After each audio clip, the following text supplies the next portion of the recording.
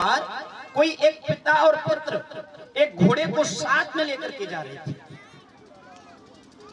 जैसे आपका गांव ये चूड़ाहंसी है, यहाँ से वो घोड़े को साथ में लेकर के जा रहे थे। दोनों पैदल पैदल चले जा रहे थे और साथ में घोड़ा था।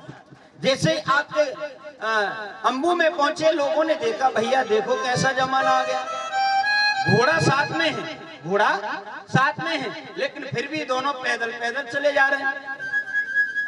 जब इतने बच्चे से पिता ने अपने पुत्र को बिठा दिया और खुद घोड़े को हाथ में पकड़ लिया और वहां से आगे बढ़े। जैसे राय पहुंचे, तीसरे गांव में पहुंचे, लोगों ने देखा, देखो भैया कैसा जमाना आ गया, पुत्र बेचारा मस्त घोड़े पर बैठ करके जा रहा है, पुत्र घोड़े पर मस्त बैठ करके जा रहा है और पिता बेचारा पैदल चल रहा है। तनिक भी दया नहीं है, कलयुग आ गया। क्या आ गया? कलयुग आ गया है। पिता बेचारा पैदल जा रहा है, पुत्र मस्त घोड़े पर बैठ करके। पिता ने जब इतने वचन सुने, क्या किया?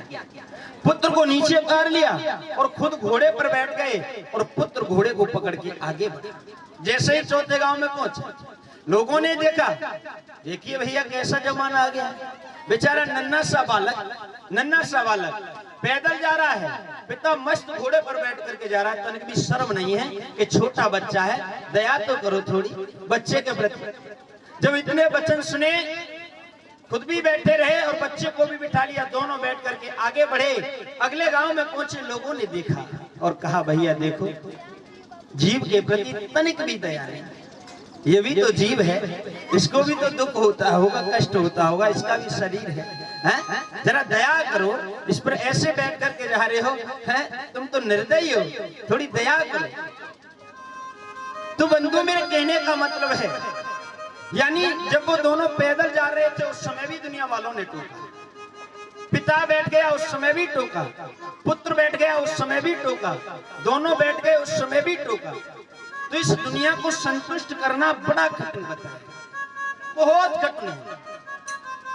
चाहे कितना भी बड़ा विद्वान आ जाए, वक्ता आ जाए, ज्ञानी आ जाए, लेकिन संसार को कभी संतुष्ट करने वाला नहीं है, क्योंकि पर लगाने वाले तो फिर भी पर लगा ही दे।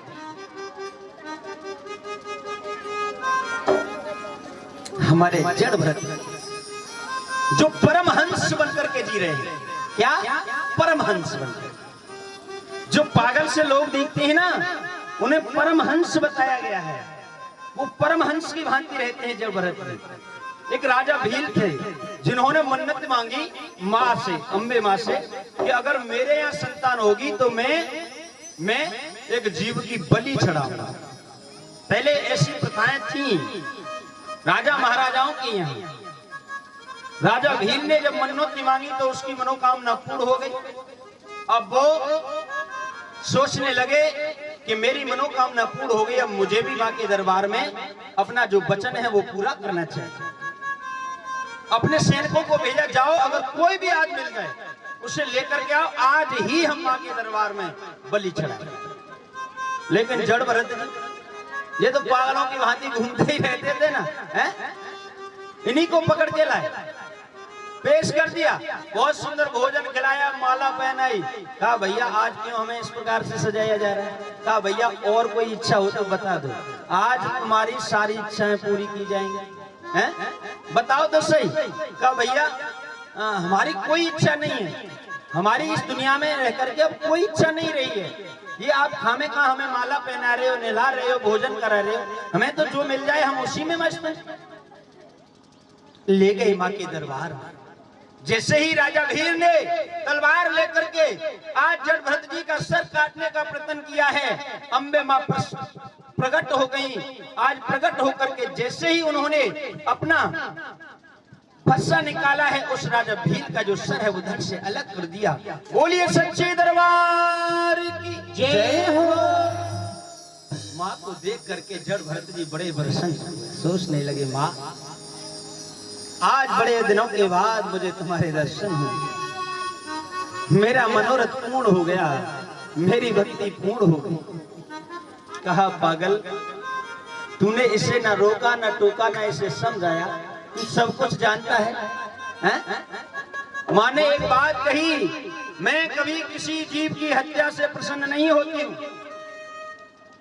जीव की हत्या करने से कभी प्रसन्न नहीं होती हूं। अगर बंधुओं बलि देनी है तो हमें हमारे अंदर जो गलत विचार हैं, गलत आदतें हैं, जो गलत विचार हैं, जो गलत आदतें हैं, हमें उनकी बलि, उनका समर्पण, उनका त्याग भगवान के दरबार में जाकर के करना चाहिए, उन्हें छोड़ना चाहिए, उनकी बलि देनी चाहिए कि आज से मैं ये गलत काम नहीं करूंगा, आज से मैं ये पापाचार नहीं करूंगा। लेकिन लोग मां ने समझाते हुए कहा, जीव की बलि चढ़ाते हैं मेरे दरबार में, मैं किसी की हत्या करने से कभी प्रसन्न नहीं होती हूँ। माँ के दर्शन करके जड़ भरत जी का जीवन धन्य हो गया। इस प्रकार से अपनी लीलाओं को दर्शाया उन्होंने और प्रभु के धाम के लिए चले। सुखदेव जी कहते हैं, राजन, कृते प्रकृतं कुर्यात् एषः, कृते प्रकृतं कुर्यात् एषः धर्मः सनातनः। हमारे इस सनातन धर्म में दो जो अवतार हैं वो सबसे श्रेष्ठ हुए हैं बंधु, एक राम का और दूसरा कृष्ण का। लेकिन हमारे राम कैसे थे कि अच्छे के साथ में अच्छा व्यवहार करते थे और बुरे के साथ में भी अच्छा ही व्यवहार करते थे, हमारे राम। लेकिन कृष्ण कैसे थे? अच्छे के साथ में अच्छा और बुरे के साथ में बुरा, यानी जैसे के साथ में तैसा। इतना अंतर था दोनों अवतारों में। लेकिन जो हमारे राम थे उनके ऊपर भी उंगली उठा दी, उनके ऊपर भी लांछन लगा दिया। जो मर्यादा पुरुषोत्तम श्री राम थे उनके ऊपर भी दुनिया वालों ने उंगली उठा दी, तो हम औरतों तो क्या है, कुछ भी नहीं।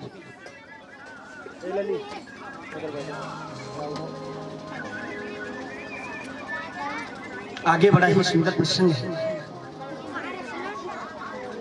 सुखदेव जी कहते हैं,